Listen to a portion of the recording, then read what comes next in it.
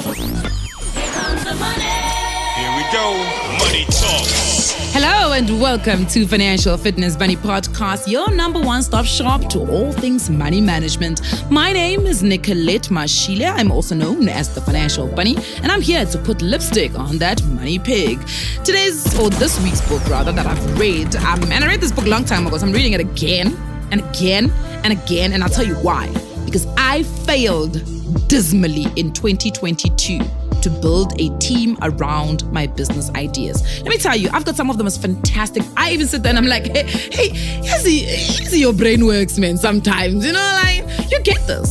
Because one of the biggest things that I've always been very passionate about is creating businesses that solve people's problems.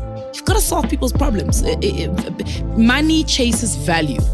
Money literally chases value. Let me give you an example. We talk about, and I see this all the time around social media circles, but people talk about, you know, when you're the boy who grew up ugly, or you were just not seen at school, you were not popular, the girls didn't even look in your direction, you know, they didn't even bother. Valentine's Day, you were sitting there scratching your head because nobody gave you any attention. And then you grow up and you become a CA, a doctor, a lawyer, an investment banker. You do really well. You do really, really well. And you are now building and you are in the peak. And all of a sudden you become more attractive, right? It's not necessarily that you became more attractive. You just look more valuable to people. And value is different. And this is going to sound very shallow because people think, oh, so men become valuable when they've got money. No, I'm not saying that. I'm saying that value to certain people is measured differently. So there may be people out there who look at wealthy men and think, yes, that's a valuable man to their lives, because that person may add value to their lives, right? So value, certainly. And it's that conversation around, and I think there's a gentleman on YouTube that I love watching. His name is James Johnny. And he talks about, it is very, very sad that we live in a world where the lady or the man that sweeps the streets and keeps our streets clean, who works probably 8 hours, that person actually works the 8 hours, earns less money than the CEO who sits in a corner office with air conditioning, who's got a big team of people that actually do the job and they just the CEO. There are people, Cristiano Ronaldo earns so much money for kicking a ball for 90 minutes. And the rest of us, say, record my videos, record my podcast every day, all day. You're writing books. Listen, you're pushing, You're pushing. But Ronaldo is far more valuable to soccer fans and soccer supporters and sponsors than I will ever be. I can work on building my value, but I need to look at who takes my value and how much money do those people have. So how much will they put on the value that I offer? So the book that I was reading is Robert Kiyosaki. He authored this book with his Rich Dad, Poor Dad advisors. And essentially, they write about the importance of people and the team that you've got. They say many people have $1 million ideas. They're confident in their product. I'm very confident. And let me tell you, one of the things that I built last year is this animation for Coco the Money Bunny. Guys, my animation is beautiful. If you have not seen it, go to www.financialbunny.co.za. You'll see how beautiful our animation is. And people kept knocking me and saying, no, do a 2D. And I was like, I don't want motion graphic moving little things. I want a full experience for South African kids. When they're watching my animation, they must get a full experience. And it's beautiful, and I believe in it, but I don't have the right team around me. I don't have people to go out there and get sponsorship for it. I don't have the team. And I saw that last year, that I was failing dismally because I didn't have the right team to build around my ideas. So if you are somebody that is got amazing ideas, amazing ideas, you need to get the right team. And this book is a starting point. So go out there, get the book. It's by Robert Kiyosaki and the Rich Dad Advisors. And it's called More Important Than Money, an Entrepreneur's Team. So while speaking about that, I want to get into today's episode of Yes, Money Does Matter. And we're talking about investing in the stock market. One of the most intimidating things that you will ever do. In fact, this morning I was listening to the first episode of Bruce Whitfield's podcast, and he was talking to Warren Ingram, and they were talking about, the stock market. And I just thought and reflected back to one of the favorite lines of another podcast I listened to. It's called Money Maven. And this gentleman loves saying that the only best way to make money is by investing in the global companies of the world. And basically he's talking about investing in the stock market of global companies. And Warren and Bruce this morning, when I listened to this podcast, obviously, baby, by the time you listen to this podcast, it won't be the first it will not be the latest episode that they've got, but it's the first one of 2023. Go listen to it. And they're speaking about the performance of the stock market, and they talk about the JSE. Then they talk about obviously the S&P 500, and they talk about the MSC ETF. And it's like those companies did not perform well. JSE did not perform well. So you probably were poorer than what you were at the beginning of 2022, going into 2022 December, if you had invested in the stock market, in the Johannesburg stock market. But at the end of the day, it performed better than global markets. And we know the stock market, it fluctuates. But we know that over a long period, it does really well. But we as human beings are not predispositioned to see the stock market and to be patient for what is happening in the stock market. It can ride over 10, 15-year periods for you to really see growth in the stock market or in the stocks that you have chosen. But the reality is that a lot of us don't have the patience. In fact, we are driven by our emotion. We're driven by panic. So a lot of us make these very, very, anxiety-filled panic movements when it comes to the stock market. We move money around. We buy stock that we... and also, please, man, predictions every year. Everybody's got their predictions. Oh, the Bloombergs of this world have their predictions. Your favorite podcaster has their predictions of which stock market to buy this year. Stop listening to those people, okay? Human beings don't have the ability to see what's going to happen in the future. Nobody has the ability, okay? If we did, we would know when we're going to get married. We would know who we're dating. We would know how much money we're going to make to the world. We would not panic about anything because we would be able to predict what the future looks like. Nobody has that power to do that, okay? So just leave it alone. Knowledge is how you beat the system. Understanding how things work. If you don't understand how the stock market works, chances are you will not do well in the stock market. It does not matter even if you've got the best strategies. If you don't understand the stock market, you're not going to do well. So I wanted to do this episode of really how do you invest in the most intimidating markets in the world, because majority of what the performances look like, you actually have no control over. Because let's be fair, you don't even attend the AGM of where you bought property. You're not attending the AGM of Capitec. You're not attending the AGM of Sanlam. You're not attending, these are some of the best stocks that we got in the country, but you're still not attending their AGMs. In fact, you think that even if I attend the AGM, I only have one vote or whatever in comparison to, amount of stock that you hold. So these are companies that you are investing in that you probably have a very little impact on how they run those companies, what decisions are being made.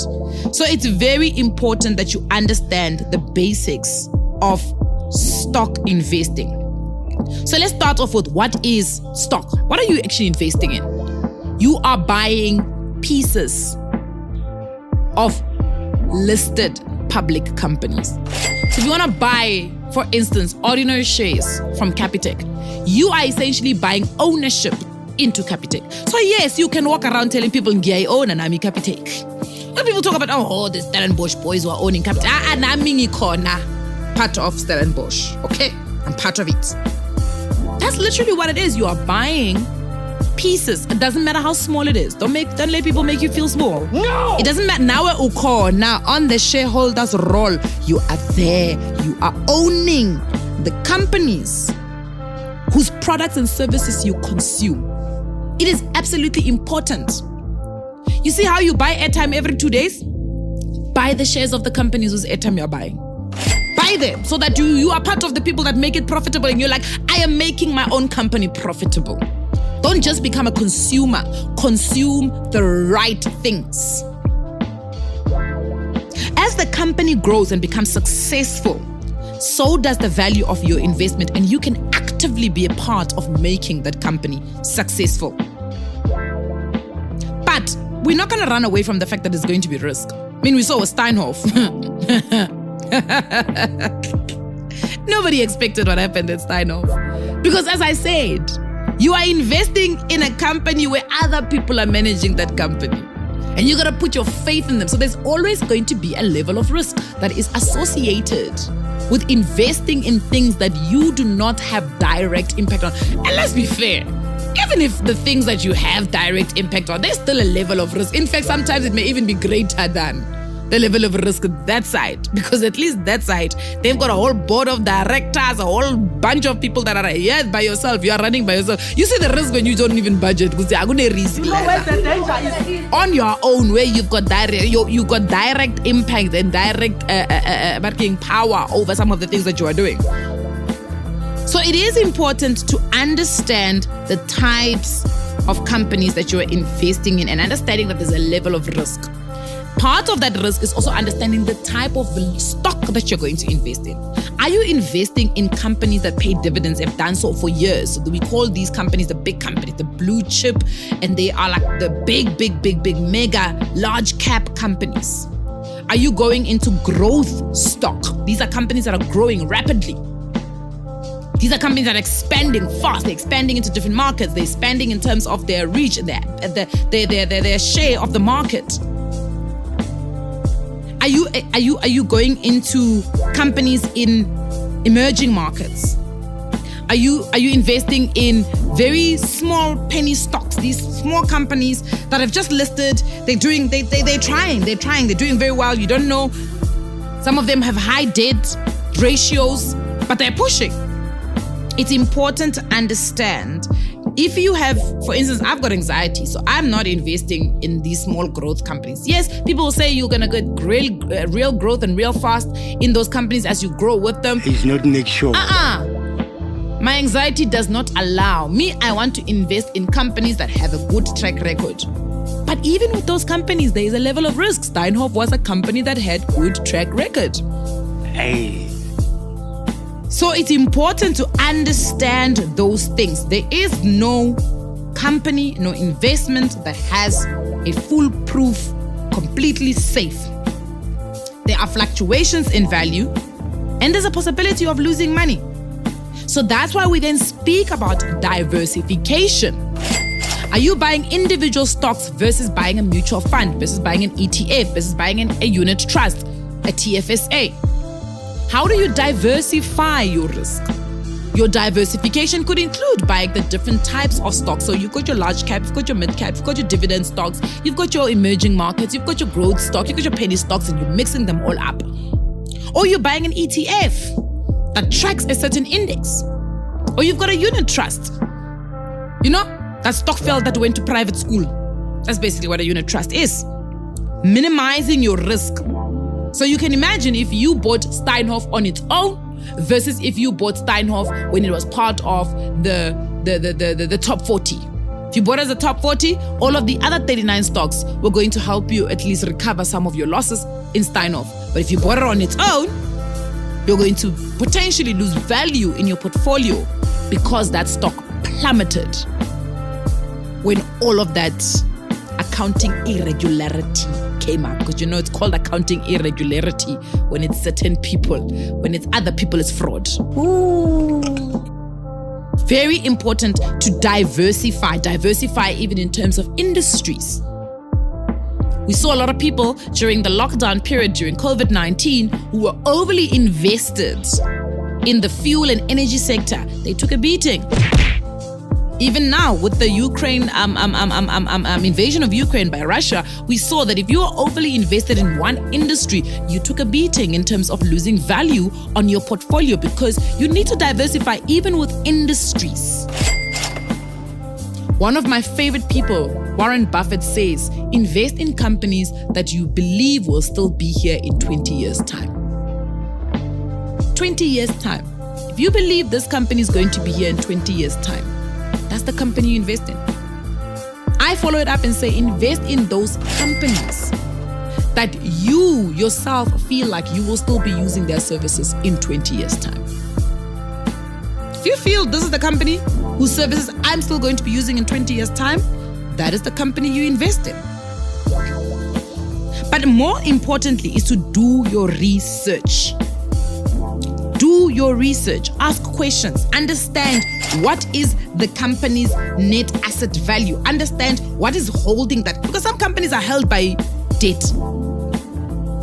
They are literally similar. You know, in my language, Gosema is what are the pillars that you are resting things on.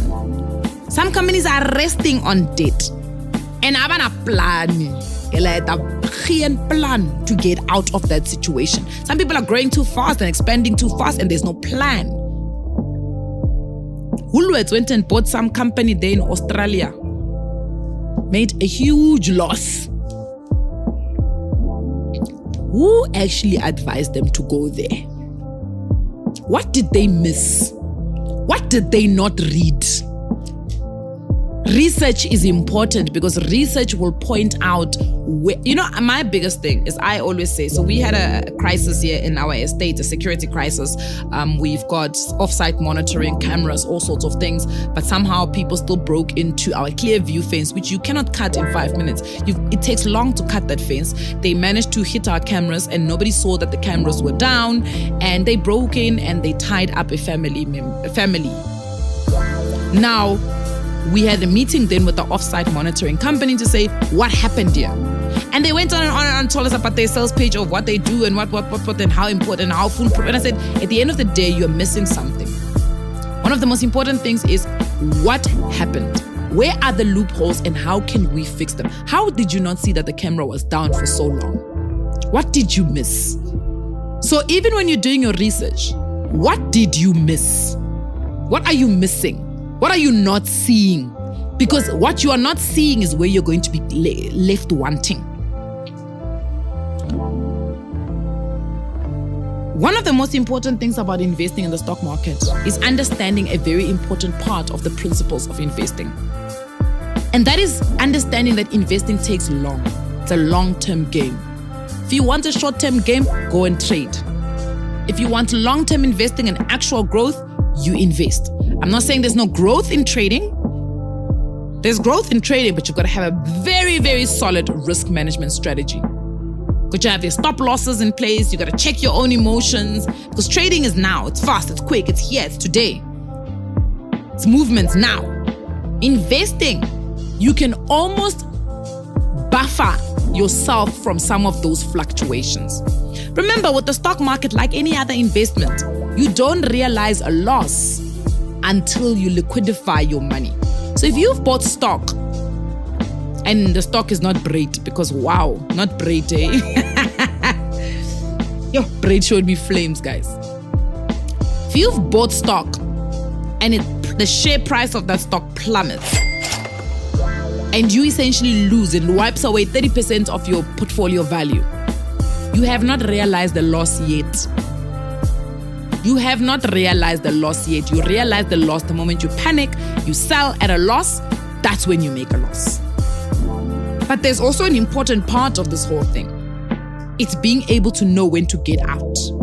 See, with me, with Braid, I didn't know when to get out. And that's why one of the other important parts of investing in the stock market is having a partner, a wealth manager, a stock expert to help you, because they are able to see. They do this on a daily basis. You and I don't. While you are bathing, getting ready for work, they are busy looking at the stock market. They've seen it already. They know exactly what's coming up. They will be able to make those decisions for you to say, this one, brother, sister, you need to get out of. But many of us, we don't want to partner with these people, because I don't like speaking to financial advisors. Financial advisors think they're better than us. No, they don't think they're better than you. Go and find the right financial advisor for you. Speak to somebody who speaks your language, who understands the value, understand what you're trying to do. It's important. The other thing is understanding your risk appetite. If you know your risk appetite is not high, don't go for the things that are going to make you anxious on a daily basis. The other thing is understanding the time horizon. If you know you need money in the next 5 years, don't take your money and put it in the stock market, because if the stock market does not perform for 5 years, my sister, you don't have time. You're running out of time. Okay? 5 years of madness. So, understand where you're investing. Understand the asset class that you are investing in. Understand the strategy that you are employing in that asset class. Because if you are investing and you've got a 15-year-old who's going to university in 5 years' time or in 3 years' time, but you want to take all of your money and invest it in the stock market and say, I hope that this, you can't hope. Can't hope the stock market. That's why knowledge, research, and information is important, because it allows you to at least understand the behavior of the asset class. We're not forecasting. We're saying we understand the behavior of the asset class. This helps you in terms of understanding. How do you invest in the stock market? Because that's also a question we get a lot in South Africa. And look, I think a lot of people generally, if we're going to have a fair conversation, investing in the stock market was always very elitist. And we need to democratize investing in stock. Because it was always, you need to find a broker. Now we don't even know where to start looking for a broker. Then you think you don't have enough money because they only take a certain amount of money. No, all of those things have been taken away. The likes of Easy Equities are making it easier. The likes of Frank, making it easier for us to invest in the stock market. The danger that comes with it is that you think it's a DIY. It's not always a DIY. You've got to find a partner, even in what you are doing. Will you have more control over it? Yes. But also don't open your Easy Equities app every day. Because all you're going to see is red. Then you're going to like, this thing ayisebenzi. Oh, Nicole Banamanga. Ayisebenzi lento lena. No, iyasebenza. Inkinga ukuthi awukwazi ukucontrola emotions wakho. Maikutlo. Tshwara maikutlo, because maikutlo gago. Let me tell you something. Education and logic goes out the window the moment emotions walk in. It's like how you text a boy or text a girl and she doesn't respond within 24 hours and you're like, you even forget, maybe the person is dead, sweetie. Maybe they're so busy. They can't respond because they may have not even seen your message. They've been so busy they may not have seen your message. But your emotions are like, this one is ghosting me, this one is gaslighting me. Oh my goodness. Because when emotion walks in, logic and education walks out. Investing is such the big tester of behavioral finance, because it will test you from here to Timbuktu. And you've got to have a solid strategy. You've got to have a solid team around you. But the information and the knowledge is absolutely key. So I'm going to leave it at that. Very basic on investing in the stock market. Don't want to go too deep into it. We'll get into that. We'll bring in people into the podcast to have a conversation with us about how do you really do this so that you can make money. But before you make money, understand how to do it. Understand how to do it. Because many of us, it's like same with businesses. We want to go into a business. And the first thing you're like, I hope this business makes me money. Mara, you don't even know how to run a business. Mara, I hope it makes me money. You are the problem. It's not the business, it's not the business model, it's not the business idea. We're in Kinga. It is you. But here's the thing. You can learn. You can understand it. You can get it. So let this be a great year for us to understand information, knowledge. Let's get into the stock market. Asizamein man. Sizobona khona man. Asizamein man. In life, I just believe in let's just try. Sometimes it's just about trying. Some things will surprise you. And when you try with no pressure, any outcome is a great outcome. I'm going to leave it at here. Because you know what? Yes, money does matter. This is the year for us to really start our financial journeys. I will see you guys on the next one. Bye.